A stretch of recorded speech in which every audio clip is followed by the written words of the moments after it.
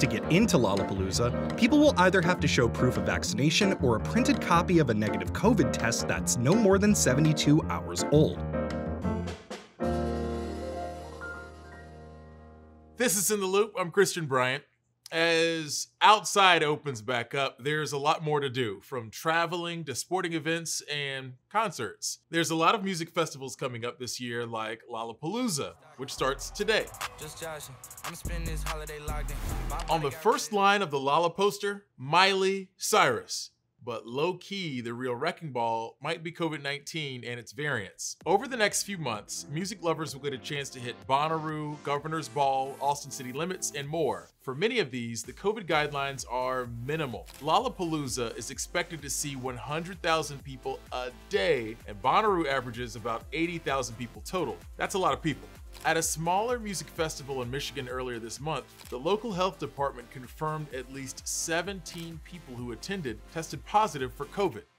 Other major festivals have decided to postpone their lineups for next year, like Coachella and Stagecoach. That may have been the best choice now that we have the Delta variant making its way across the US. An Eventbrite survey from 2016 shows the average age of someone from North America who frequents music festivals is 32. And the CDC tells us that 44% of 25 to 39-year-olds are fully vaccinated in the US. According to the CDC's 7-day average, there are over 40,000 new COVID cases a day compared to the previous 7-day average of 27,000. The Delta variant makes up 83% of recent COVID cases in the US, with the majority of COVID deaths among the unvaccinated. We're also seeing mask mandates return in some cities like LA, and the US will maintain current international travel restrictions. So, as much as we'd like to get back to normal, there's still a lot of uncertainty around what future events will look like. When it comes to music festivals,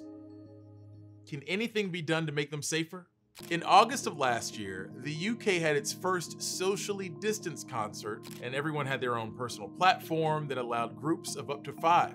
Food and drinks could be ordered beforehand or on an app for pickup or delivery. Other ideas have been tossed around, like thermoscanners, wristbands that vibrate to indicate lack of social distancing, and fans that spray disinfectant fog. Some organizers are also experimenting with virtual events. Another solution is requiring everyone to show proof of vaccination or a negative COVID test result. That's what Lollapalooza has decided to do, but it's a pretty big challenge. A few weeks ago, a music festival in the Netherlands had a similar plan in place, but still saw over 1,000 new COVID cases.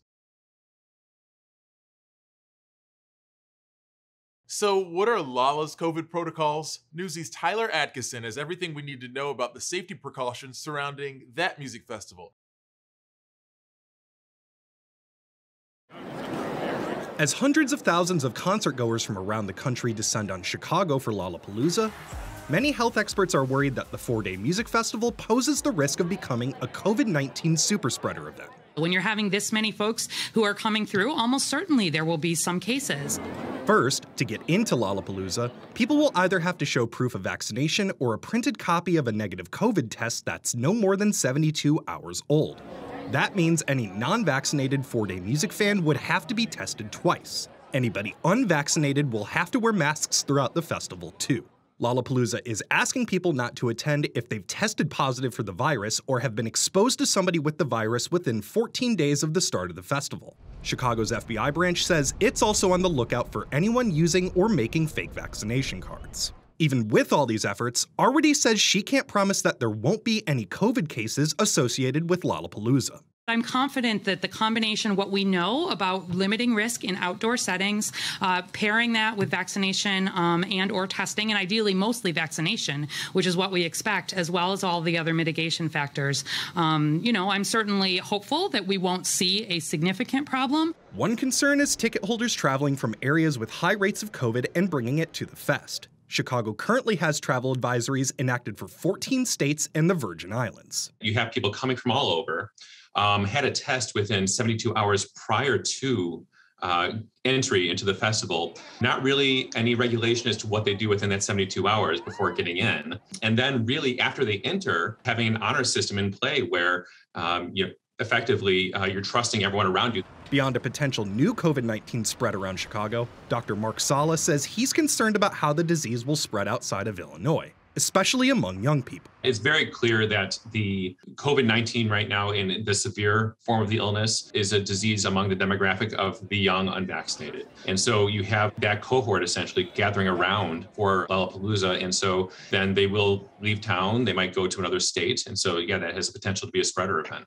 Health experts Newsy spoke to said that if you're attending Lollapalooza, you have to assume you'll be exposed by someone, and that all attendees should wear a mask, vaccinated or not.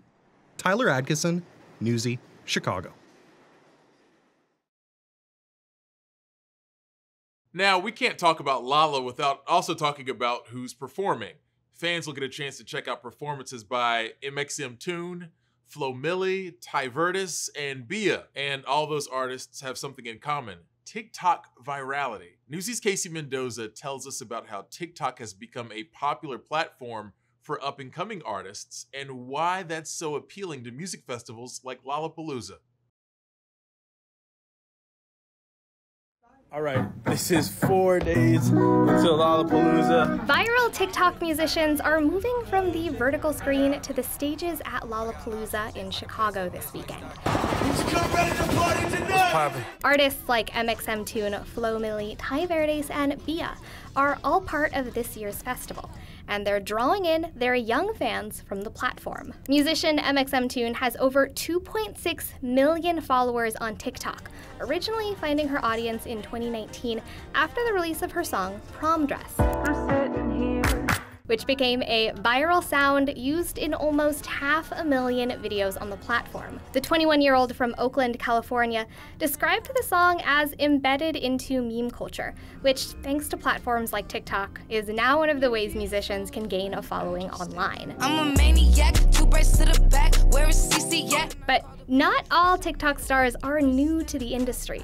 Boston area musician Bia has been releasing music for years now, but found new fans after going viral for a whole lot of money. I put on my jewelry just to go to the bodega. The song is used in almost 300,000 videos on TikTok, and it has over 22 million views on YouTube.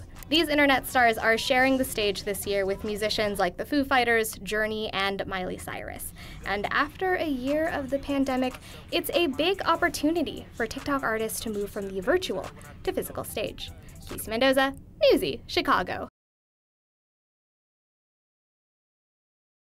Doctors are working to make a PTSD treatment used in the military more widely available for civilians.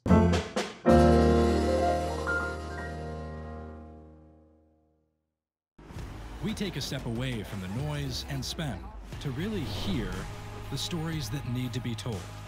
Newsy cuts through